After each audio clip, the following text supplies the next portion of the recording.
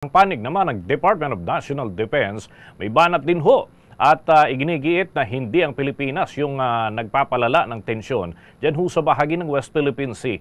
Ito ho ay kaakibat pa rin ng mga aktibidad na nangyayari. Yung Joint Maritime Cooperative Activity ng Pilipinas at Estados Unidos ay naasahan ho na masusundan pa ho kasi ito. Alamin natin ang kabuuang ulat ni Bombo Marlene Padiernos.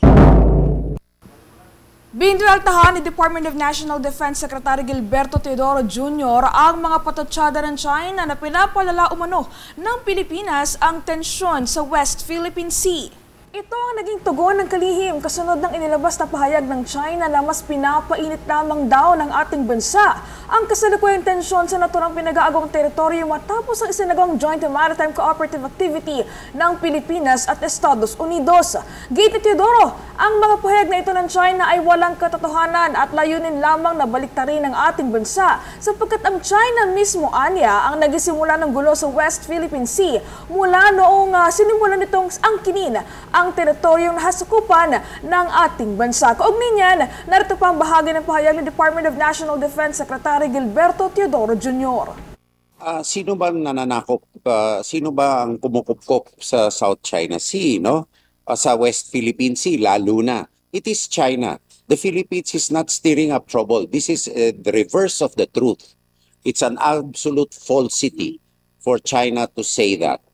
And it is once again reversing the truth, consistent with its narrative. The Philippines is not stirring up trouble.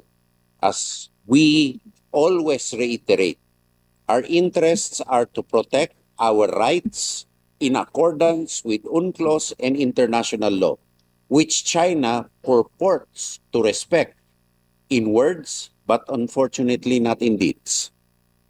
Maalala, isa mismo ang Bombo Radio Philippines sa mga nakasaksi ng ginawang shadowing ng China sa isinagawang Maritime Cooperative Activity ng Pilipinas at Estados Unidos sa West Philippine Sea.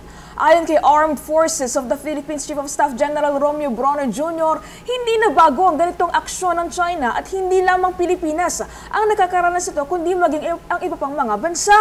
At ang ganitong mga insidente anya ay inasahan na nila at kabilang na rin sa kanilang mga ikinonsidera sa pagkaplano pa lamang ng naturang 3 araw na aktibidad kasama ang Amerika. Narito naman ang bahagi ng pahayag ni Armed Forces of the Philippines Chief of Staff General Romeo Bronner Jr.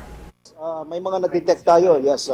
There were in fact People's Liberation Army Navy that were shadowing our ships while they were conducting the joint maritime patrols. Matagal na nilang ginagawa ito, yung pag-shadow.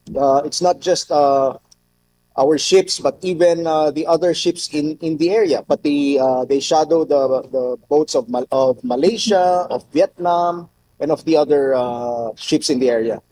This goes with their narrative, yung sinasabi nilang narrative na sa kanila yung South China Sea as bounded by the 10-dash line.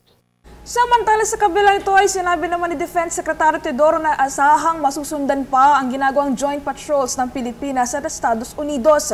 Kasabay ng pag-ibigay diin na hindi anya dapat itong maging issue sapagkat ang pag-asagawa ng gantong uri ng mga aktibidad sa mga nasukupan ng Pilipinas ay nakasalig sa karapatan ng ating bansa na alinsunod pa rin sa international law.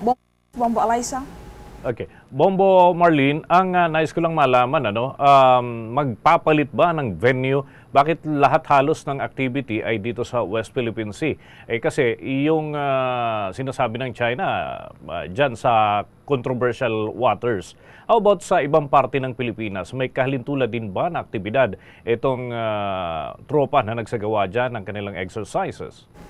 Actually, Bombo Dennis, ito ang ginagawang mga joint maritime exercises ng Pilipinas kasama ito mga bansa, partikular itong Estados Unidos, ay hindi lamang sa West Philippine Sea isinasagawa o idinaraos. May mga pagkakataon din, may mga aktibidad din na isinasagawa sa iba't ibang panig ng Pilipinas, kagaya doon sa may bahagi ng Bataan at iba pa. Pero sadyang dito nga sa ginawang Joint Maritime Cooperative Activity ng Pilipinas, mas pinili nilang sa West Philippine Sea magsagawa ng kanilang mga aktibidad sapagkat alam naman natin na itong lugar na ito ay isa sa mga crucial areas ng ating bansa na kailangan talagang matutukan at bantayan para na rin sa interes at seguridad ng Pilipinas, Bombo Dennis. With that, maraming salamat, Bombo Marlene. Para sa Bombo Network News, ako po si Bombo Marlene Padiernos, nag-uulat para sa #1 and most trusted radio network in the country, Bombo Radio Philippines, Basta Radio. Bombo!